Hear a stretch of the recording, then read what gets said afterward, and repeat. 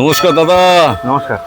বলছি বাংলাদেশের এক ভদ্রলোক আমাদের ভিডিও থেকে কমেন্ট করেছেন, আচ্ছা, যে বাবা তার কন্ট্যাক্ট নাম্বারটা কি পাওয়া যাবে? বাংলাতে এরকম আমার কাছেও কথা আছে যে তোমাদের ভিডিও দেখে বাংলাদেশের অনেকগুলো নতুন এখন বন্ধু হয়েছে আমার, যারা আমার সাথে রেগুলার মোটামুটি কথা বলে তাই ফেসবুকে। হ্যাঁ, আমাকে বলছে দাদা আপনার তো ওখানে ভিডিও করেছেন, ভালোও লাগে। বলছে ওনার একটু কন্ট্যাক্ট নাম্বারটা দেবেন। আমার ওনার কন্ট্যাক্ট নাম্বারে ফোন করলে সুইচ অফ থাকে। না, আমার কন্ট্যাক্ট নাম্বারে ভুল সুইচ অফ থাকে না। আমার প্রোফাইলে গেলে দেখবেন আমার নাম্বার দেওয়া আছে, আমার মেন প্রোফাইলে আমার নাম্বার দেওয়া আছে। আর আমার প্রোফাইল হাইড করা নেই, কারণ আমি হাইড করার কোনো জিনিস নেই তাই। বেশ, তা বাংলাদেশের বন্ধুরা আপনারা শুনে নিয়েছেন। হ্যাঁ, বাবাইদার সঙ্গে যোগাযোগ করতে হলে ওনার প্রোফাইলে চলে যাবেন। কি নামে আছে প্রোফাইলটা? বাবাই রায়। বাবাই রায়। হ্যাঁ, বাবাই রায় নামে চলে আসেন, ওখানে গিয়ে আপনারা দেখে নেবেন, কন্ট্যাক্ট নাম্বার দেওয়া আছে। তো আজকে আবারও চলে এসেছি জগদ্দল গোলঘর পার্ক। এই যে সামনে দেখা যাচ্ছে, তোমাদেরকে দেখা, এই যে শিব মন্দিরটা দেখা যাচ্ছে না, এটা বহু বছরের পুরনো শিব মন্দির, আমাদের ছোটোবেলা থেকে দেখে আসছি। তো এই মন্দিরের ঠিক সামনেই একদম একটু ঘুরে দেখতে হবে, একটা বোর্ড লাগানো আছে এখানে। বোর্ডটার নাম হচ্ছে মিষ্টি কিচেন বাবাই রায়। এখানে ড্যামেজ পাওয়াটা খ্যাত বাবাইয়ের একটা বোর্ড রয়েছে। প্রথমে দেখে নেবো বাবাইদা কীভাবে কী করছে। বাবাইদা তুমি কি করছো? গুজ কাটলাম, লিচি কেটে রাখলাম, যাতে কাস্টমার আসলে তাড়াতাড়ি করে পরোটা ভেজে দিতে পারি গরম গরম। এগুলো গুজ বলে? এটাকে যে যেরকম মানে বলে, কেউ গুজ বলে, কেউ কুচি বলে, যার যেটা কভার। বাহ, দাম কত করে করছে এখন পরোটা? 10 টাকা পিস। আগে কত ছিল? 6 টাকা। হঠাৎ দাম বাড়লো নাকি? হঠাৎ দাম বাড়লো না, 4 বছরে 10 रुपये का 10 रुपये। अभी 3 गो नहीं खाने का, जरूर 2 गो से हो जाएगा। Challenge challenge. আমি তারপরেও বলছি, पीने वाला समुंदर पी लेगा उसको पेट नहीं भरेगा, বাংলা কথা, এই সরি হিন্দি কথা। কিন্তু পরোটা খেয়ে যে খাবে সে বলতে পারবে একদম খেলাম কিছু। আচ্ছা দাদা, আমাদের এইটাও ডিউটি বলা, তাই তো? আমাদের এটা বলা, এই যে আপনি যে প্লাস্টিকটা দিয়েছেন, হ্যাঁ, লোকে বলতে পারে রাস্তার পাশে দোকান, ধুলোবালি হচ্ছে, এই প্লাস্টিক কেন দিয়েছেন আপনি? সেই জন্যই প্লাস্টিক দিয়েছি।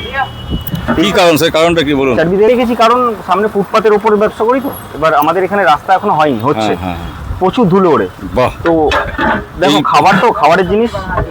খাবারের জিনিস একটু ঢেকে ঢেকে রাখাই, কারণ আমরা নিজেরাও খাই। তো ওই জন্য ও পাশটা লাল কাপড় আর ওই পাশটা উঁচু করে প্লাস্টিক বাঁধা, যাতে এই দেখো না বন্ধুরা, যতটা পারা যায়। মাথায় রাখে না, সেটা তাদের ব্যক্তিগত ব্যাপার। ভালো আমি কাজ। ব্যবসা যেরকম করতে বসেছি, আমার সবাই কাস্টমাররা আমার রিলেটিভ হয় এখন। বাহ, ভালো কথা আমি শুনলাম। কাস্টমারদের আমি রিলেটিভ মনে করি। আমার কাস্টমার যারা, তারা আমার রিলেটিভ। খুব ভালো মেসেজ কাস্টমারের জন্য। এই যে ওরা এসে না নিজেরই দোকান মনে করে, ওরাও ভাবে না যে এটা বাবার দোকান আছে। এক্স্যাক্টলি, সেই জন্য তো 10 টাকা পরোটার দাম সবচেয়ে বেশি এখানে এই এলাকায়। তবু সবাই আসে না, এটা কোনো কথা না যে তার জন্য 10 টাকা বেশি। তারাই নিজেরাই বলে, তারা নিজেরাই ডিসাইড করে যে ভাই 10 টাকা করে দে, একবারে 2 টাকা 4 টাকা ঝামেলা সরিয়ে দে, মালটা বড় করতে, মালটা বড় করে দে, 2 টাকা পেট ভরে। একদম একদম। মালটা কম পাচ্ছে না, কাস্টমারই ডিসাইড করে। ভাই কালকে কিন্তু সোয়াবিনের তরকারি আছে। বলছি তোমার এই যে ময়দা, পিওর ময়দা তো নাকি আটা ফাটা দেওয়া আছে? সবাই শুধু ময়দা, শুধু ময়দা, তেল, চিনি, নুন, গরম জল। কি দিয়ে মাখা হয় এগুলো? কি দাও দাদা? কিছু দিন এই তো প্লেন। অনেকে বেকিং পাউডার, বেকিং না, আমার বাড়ির সামনে যেহেতু হাসপাতাল, আর আমার সোডা এসে ইউজ করে। আরে বারবার একটাই কথা বলছি দাদা তোমাদের, আমার কাছে একটাই কথা হচ্ছে, আমার বাড়ির সামনে হাসপাতাল, আমার এখানে সব রেগুলার কাস্টমার, আমার ফ্লাইং কাস্টমার না। আর কাস্টমাররা কাস্টমার না, ওরা হচ্ছে আমার রিলেটিভ, ঠিক আছে? তো আমি আমার রিলেটিভকে খারাপ খাওয়াতে পারি না। বাহ, দেখো তোমাদেরকে কত ভালোবাসো, যারা তুমি বাবাইদাকে এখানে আসো, পরোটা খাও, সবাইকে কত ভালোবাসে এবং রেসপেক্ট দিয়ে কথা বলি যে তোমরা ওর রিলেটিভ। এটা অনেক পরোটার দোকান কেন, অনেক বড় বড় দোকানদার এটা বলতে সাহস পায় না, বলে না। এই ভাবনা চিন্তা কী করে আসলো তোমার মাথায় যে সবাই তোমার রিলেটিভ? দোকানদারি করতে গেলে সবার সাথে মিশে চলতে হয়। একদম ঠিক কথা। যে যেরকম তাকে তার মতন হতে হয়, তারপরে দোকানদারি হয়। বলছি রেগুলার মোটামুটি কত কিলো ময়দা মাখা হয় দাদা? রেগুলার সোম থেকে শনিবার পর্যন্ত 10, 12, 13, কোনো দিন 14 কিলো, রবিবার পর্যন্ত। এবার রবিবার দিন 20 কিলো, 22 কিলো। তো এখন একটু কম আছে, কারণ আমাদের এখানে ব্যাপারটা হচ্ছে, এখানে না আমাদের, তো আমি তো প্রথমে বললাম, এখনও বললাম, আমাদের সব লোকাল কাস্টমার, তো খুব গরম পড়েছে। আমি নিজেই বলি ময়দার জিনিস প্রত্যেক দিন খাওয়া ভালো না। অনেকে কমেন্ট করে বলবে যে গরম পড়ে বাবাইদা খেপে যাবে। না, ওরকম কোনো ব্যাপার না। আমি নিজে বলি, এ দেখুন, প্রথম কথা গরম পড়েছে, তারপরে কথা ময়দার জিনিস সকালবেলা বাসি, মানে খালি পেটে এসে তেলালা জিনিস খাচ্ছে, কম খা ভাই, ভালো খা, রেগুলার খা। একবারে খেয়ে শরীর অসুস্থ করিস না, জল সবাই বেশি খা। সবাইকে এটা বলি যে আমার দোকানে ডেইলি এসে খেতে হবে এরকম কোনো মানে নেই তো। ঠিক। বাড়িতেও মুড়ি ফুড়ি খেয়ে নিবি কোনো কোনো দিন।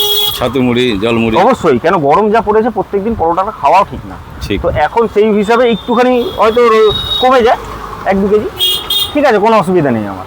কাস্টমাররা ভালো আছে তো, আজকে না আসলে কালকে আসবে। ঠিক। ব্যাস। এই যে ভাবনা চিন্তা, এটা অনেকে আমার সাথে থাকে না, তারা ভাবে আমারটা হলেই হবে। না, এরকম কোনো ব্যাপার না। আমি কলকাতার একজন বিশিষ্ট মানুষকে দেখলাম যে পরোটা বিক্রি করে। হুম। আজকে তার পরোটা নিয়ে নতুন কিছু করে বলবো না, সে এত কথা বলে তার থুতু ফুতু পড়ে যায় খাবারের মধ্যে। তারপর সে এত কথা বলে, আপেল পেঁয়াজ, লেবু পেঁয়াজ এসব বলে। সে একদিন আমাকে বলছে, ভিডিও করতে গেছি, দাদা তুমি আমার সঙ্গে ওই দোকানে ভিডিও বদনাম করেছো। হ্যাঁ। কি খেপে গেছে, তাকে নিয়ে কিছু বলা যায় কি দু একটা কথা? না, কন্ট্রোভার্সি করতে চাইছো কোনো না? ইন্টারেস্টই নেই আমার। সে তার মতন দোকানদারি করছে, আমি আমার মতন দোকানদারি করছি। সে তার কাছে আমি যাবো না খেতে, আর সে আমার কাছে আসবে না খেতে। তোমার আমি যে তার বিষয়ে এই বলে যে লাভ- একটা ফ্রেম হয়েছে, একটা ড্যামেজ পরোটা বলে, তোমার যে পরোটাটা হ্যাঁ বাবার থেকে ড্যামেজ হয়েছে, হ্যাঁ, কেমন লাগে তোমার? ভালো। ভালো লাগে, একটা পরিচিতি পেয়েছো যে একটা পরোটাওয়ালাও যে ওয়েস্ট বেঙ্গল ইন্ডিয়া জুড়ে হ্যাঁ, একটা পরিচিতি আছে এখন মোটামুটি। 5 জায়গায় গেলে তোমাকে চেনে লোকে, হ্যাঁ বলে মোটামুটি দাদা চেনে। ভালো আছে। এরকম হয় না দাদা চা খেলে পয়সাটা দিয়ে দিই? হ্যাঁ, না তুমি তো এরকম- চা খাচ্ছ, পাশে তো আমি তোমাকে দেখলাম। আমি ব্যাপারটা হচ্ছে আমি না সবার সাথে যাই না কোথাও। এবার কোথাও ওরকম বলছি গিয়ে- না, ধর তুমি একা কোনো জায়গায় গেছো, আচ্ছা, তুমি চা তুমি পান করছো, হ্যাঁ। সিগারেট বা কিছু খাচ্ছো, হ্যাঁ। পাশে কোনো তোমার কাস্টমার বা তোমার ফ্যান এসে বলে না দাদা দেখা হলো, একটা ফটোগ্রাফার অটোগ্রাফার দাও, আর শুধু না না, আমি ভাই কথা বলতে ভালোবাসি। আমি অত একটা সেলিব্রিটি চা গিফট করে না, অবাক করে না? এটা হচ্ছে চা গিফট করাটা কোনো বড় ম্যাটার না। চা আমিও ওটা gift তো করে দিই। আন্তরিকতা একটা। অবশ্যই। এখন কি কেউ করেছে জীবনে? হ্যাঁ, এরকম অনেক সময় এসেছে, কিন্তু আমি তাদেরকে বলেছি না ভাই, আমি তোর মতো নর্মাল আছি, কোনোদিন গোল ঘরে চলে যাবে আমার সঙ্গে দেখা হয়ে যাবে, আবার কি।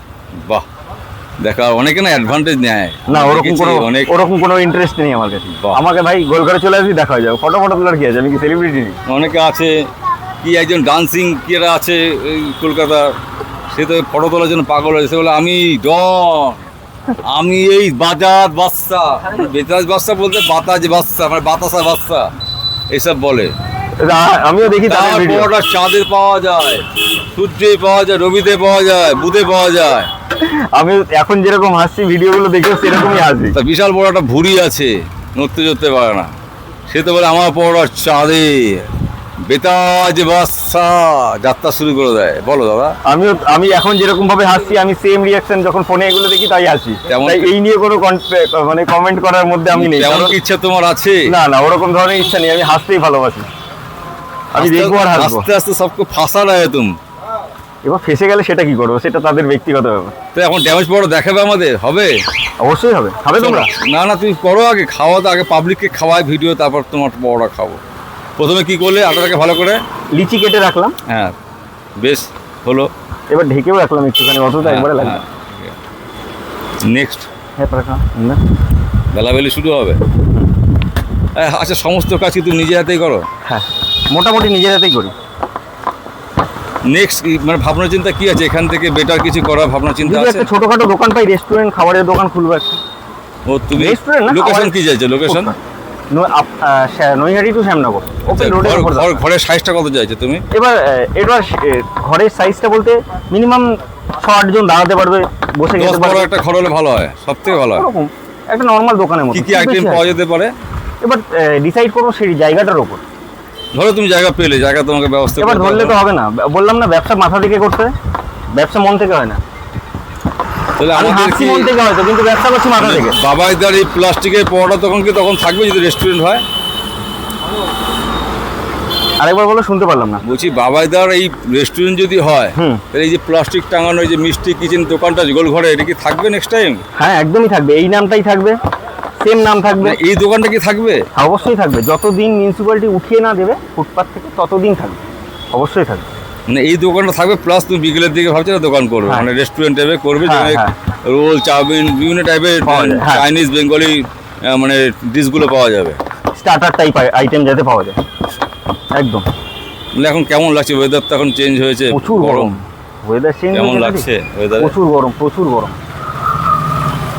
তাহলে বাবাইদার লেগে ঠিকানা যায়। বলো তো, তোমার দোকান ঢুকে যে আসবে, ঠিকানাটা বলো, ঠিকানা। আমাদের ঠিকানা হচ্ছে শিয়ালদা থেকে মেন লাইনে যে কোনো ট্রেন ধরে শ্যামনগরের পরের স্টপেজ জগদ্দল নামবে, জগদ্দলে নেবে, কাউকে জিজ্ঞেস করবে বাবাইয়ের পরোটার দোকান কোথায় বা ড্যামেজ পরোটার দোকান কোথায়, একবারে বলে দেবে। কালী মন্দিরের ঠিক অপোজিট সাইডে, গোলঘর হাসপাতালের ভেতর থেকে চলে আসবে হেঁটে, 5 মিনিটও লাগবে না সময়। পরোটার দাম কত করে এখন বর্তমানে রেটে? 10 টাকা পিস দাদা। সঙ্গে কি আছে? সঙ্গে আছে আলু, মটর, সয়াবিন, মিক্স সবজি। তরকারি চেঞ্জ হয়? হ্যাঁ, চিন্তা। তো বন্ধুরা বলো, তোমরা বাবাইদাকে তো বহুবার শুনেছো, বহুবার দেখেছো, আজকে আবার তোমাদের সামনে বাবাইদাকে প্রেজেন্ট করলাম। বাবাইদার ব্যবহার, বাবাইদার কথাবার্তা, বাবাইদার প্রেজেন্টেশন, আর সব থেকে ভালো লাগে বাবাইদার মিষ্টি মিষ্টি কথা। তোমাদেরও ভালো লাগে, তোমরা অবশ্যই দেখবে। তো অবশ্যই তোমরা ভিডিওটা দেখো, লাইক করো, কমেন্ট করো, শেয়ার করো, আর সাবস্ক্রাইব করে সঙ্গে থাকো। নেক্সট ভিডিও তোমাদের জন্য আরও বেটার কিছু করার চেষ্টা করব। Thank you so much. আজকের মতন এখানে রাখছি। তবে হ্যাঁ, পরোটা ভাজা তোমাদেরকে দেখিয়ে দিই। তো তোমার পরোটা কি এগরোলের মতন লাগছে দাদা? আমার পরোটা এরকমই, একদম কড়কড়া, ভেতরে নরম। না, একটা ডিম দিলে এগরোল হবে কি? একটা ডিম দিলে রোল হয়ে যাবে। বাহ, সত্যিই তাই বন্ধুরা। এটা তোমাদের সিস্টেম দেখিয়ে দিই, ভিডিও চলে যাবো এখনই।